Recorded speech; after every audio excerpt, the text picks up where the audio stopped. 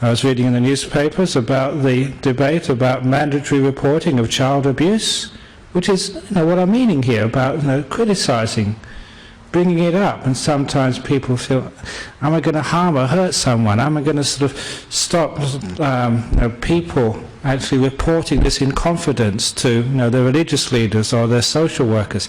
It's a complicated thing, but again, one of the biggest fears is like the lack of openness to bringing up these things in the first place, because often any type of criticism is not really accepted quite fairly enough.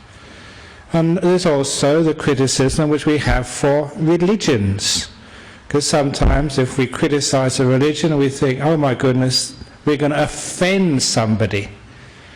And we all know what happened with those cartoons against the Islamic religion.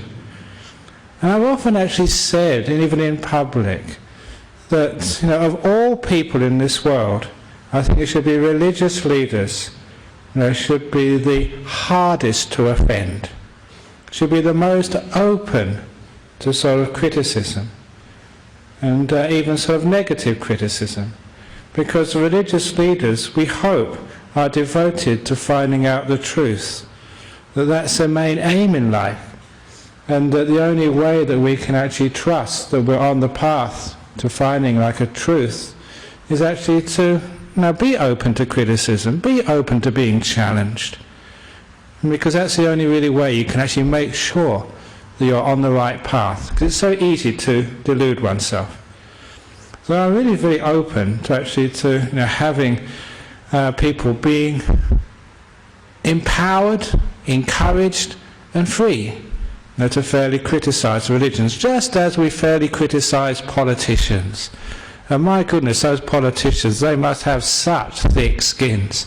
What they get in the newspapers and in the media, my goodness, you have to be just so thick-skulled. I'm sure if they did some anatomy autopsy experiments on people like John Howard and Mr. Bush, their skulls are probably about a centimetre thicker than sort of other people's skulls after so many years in politics. So certainly their ears must have been very good about selective listening